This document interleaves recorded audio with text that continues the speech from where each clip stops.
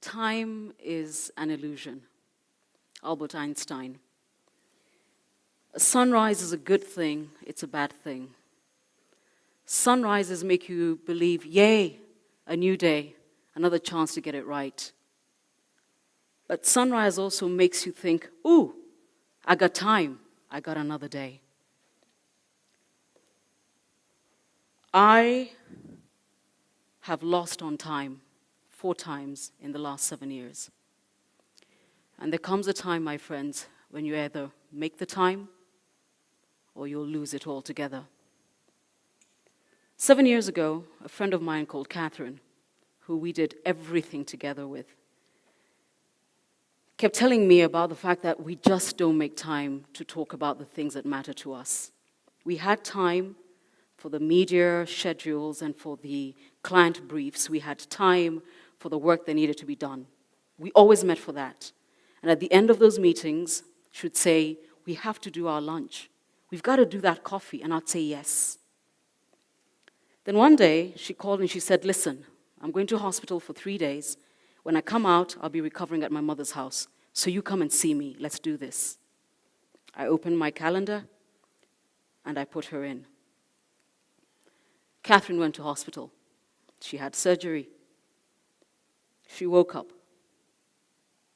12 hours later, she slipped into a coma.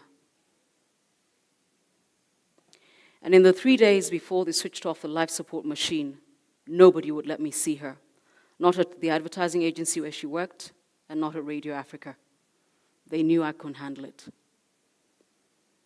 Then one morning, her brother called me at about 6:15 and said, she's gone. I ran out of time. I was supposed to see her. We talked about it. I put it in the calendar. But somehow there's always time for everything else but the catch-up. There comes a time when if you don't make the time, you run out of time. 3 years ago this September, on a Saturday morning, I ran out of time again. Regina and I have always been thick as thieves. I still don't know how to talk about my sister in the past tense. I will learn. We spoke and we texted every day, and I called her. Anybody who knows me will tell you my boundaries are very wide, my walls are very high. It takes a lot to get to me. But there's always a safe space with my sister Regina. So we would do this thing we call the giggly lunches, where we would start lunch at 12:30, 3 glasses of wine, both of us. And then at about 5:36, when the dinner crowd started walking into the same restaurant we'd had lunch, would leave. That's how long we'd chat for. And she and I kept saying, we've got to do one of those. So the WhatsApp messages would happen every day, the SMSs, the phone calls, and she sees something. And the beautiful thing about having a sister, and especially a sister like mine, is that there's no judgment. She told me what she was going through. I tell her what I'm going through. We laugh, we gossip about everybody we know, and then we drink more wine.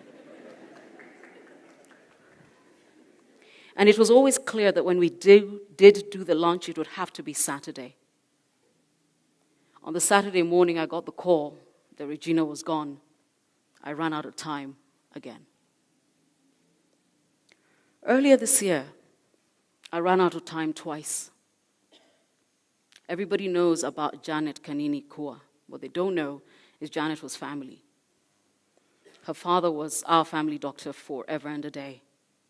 And initially when Janet was going through her issues, she'd call me. She'd say, so was it a blood clot for Regina? I'm going to have that checked. Was it this? I'm having that checked.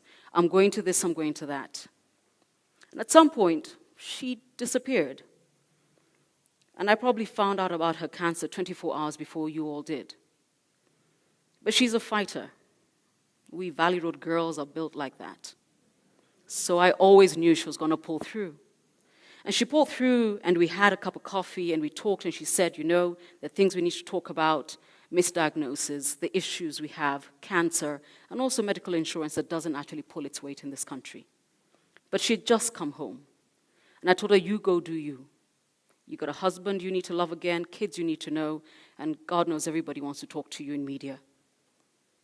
So we spoke. And we texted, and she called. The last time I saw her is when she was flaunting her new look, where she had cut off the hair, gotten rid of the wig. She was done with that nonsense. But the deal was we would sit down and talk.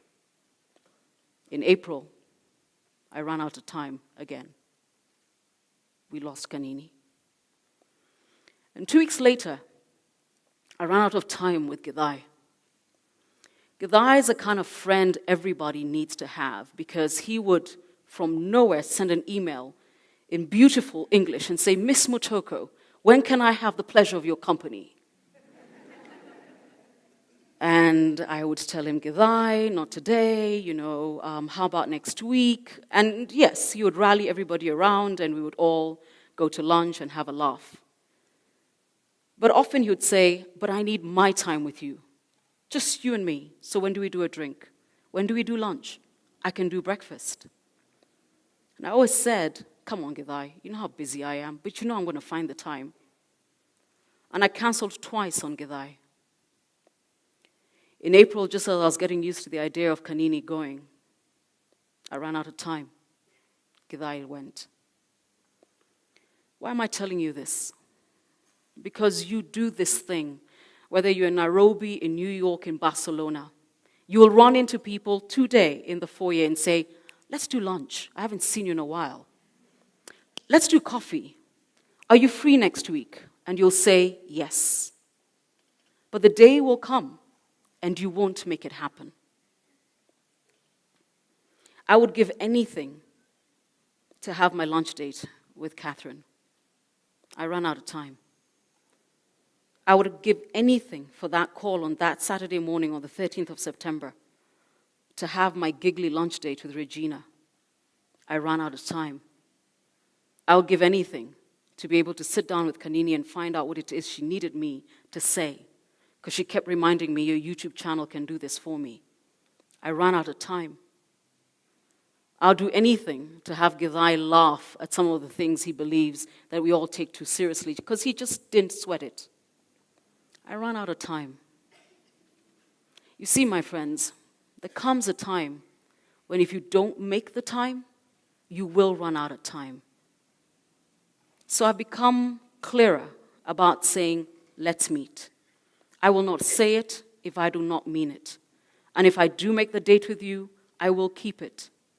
But it's also made my circle of those who matter smaller and tighter, because the last thing I want to do is run out of time one more time. There comes a time when if you do not make the time, you run out of time. I ran out of time 4 times. 1 time too many. Don't let it happen to you. Thank you.